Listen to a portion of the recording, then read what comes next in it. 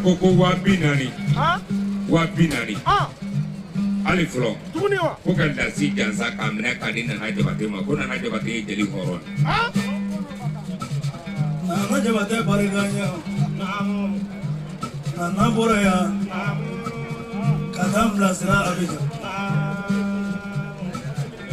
ko na jabate wallahi Kata ngoni fo jeli muso ka dala folo o nana jabate. O kala nana ye walai. Nana jabate ni su. Jabate. Ninu makatona ba wa binani mabeni la yango. Kaka no kele. Mari jeni muso che na ya ga bitan na shi. Dai nana dai ni nana jemi ni di. Oche.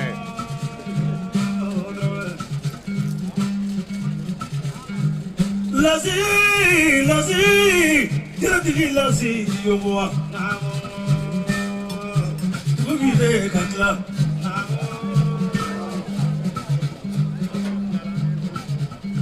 Lazi kote. Majaka be min fiye ki kana wakara jina tigi ko ko jina ila. Wa jina kote re. Horonya ila. Imadre ka bokore wari fola kana ila ki abona ki segale ki moto muli le tala ko ilo ke bela ka befo klingli. Horonya ko.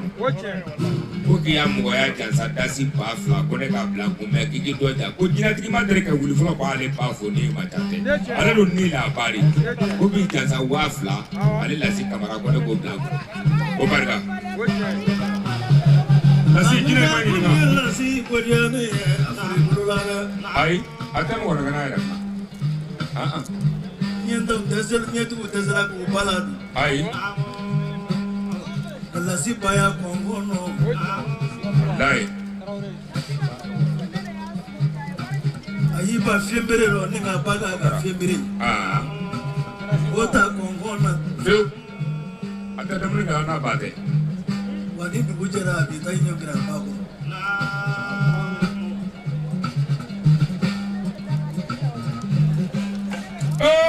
Liberia. Lazi jiru we wo fly ram ma da dia hai. Tamu ro klani no je.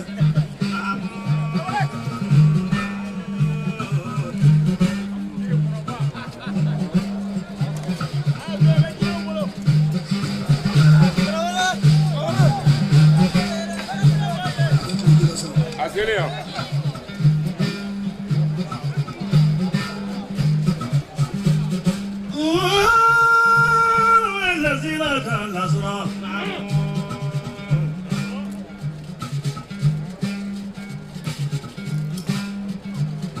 Lazi ya uno na jeno bulu. Jeno we mungaga fiye. Wiliki joni jeno we na do madoni.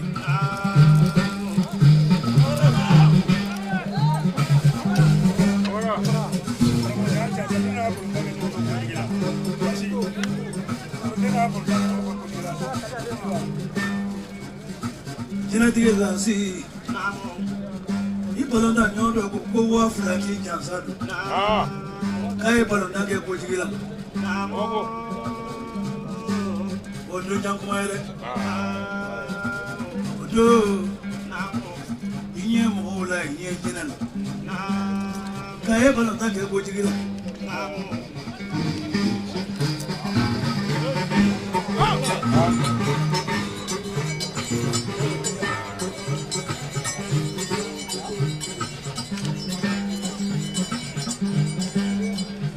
Lazi,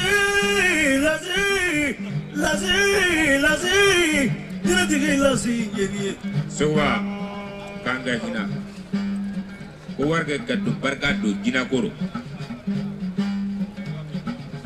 Barka do lonina.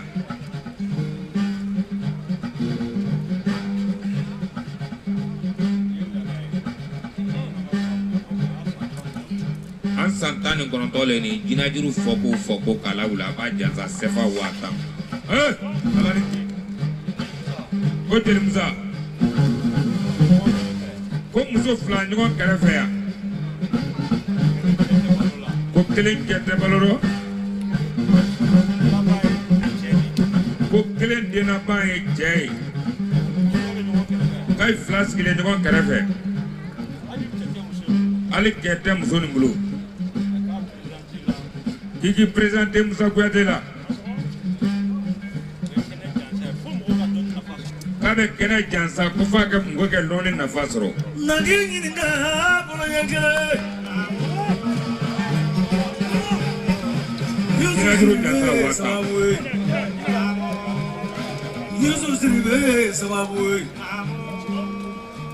Ani laziro Yusuf Siribe. Sabu ko ki kana to jama kana kina. Ani na sababu ko. Sema yo Siribe mi fo Siribe ko 50 € ko la si jamsa ko la si eboro. Daja kan te bariga. Orang nu eta jebul.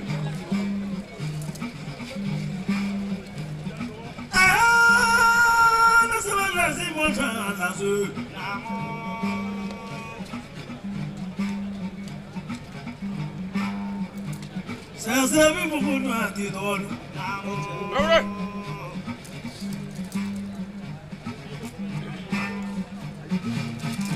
Magana no rivier.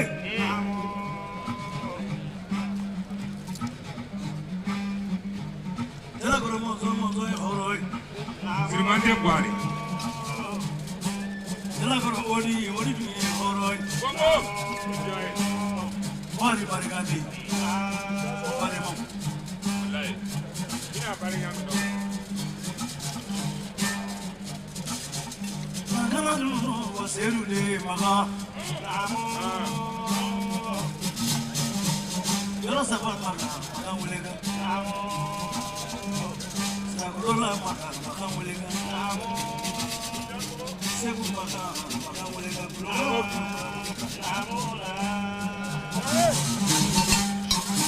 Dozuma. Kuya no kuwai. Wafandi. Ne batafandi. Ina la zita mo ya mula ki soto. Defamare mama wadini mo. La to kama maboya. Ni kama farega kama boya. Ora biya jigna ya timo ka dama.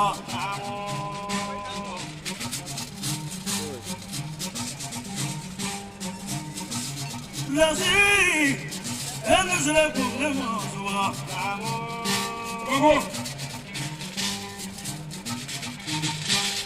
You don't want you to get it away.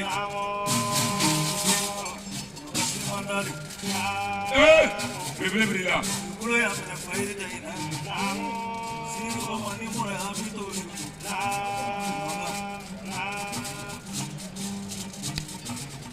Moya muda la mani ndara.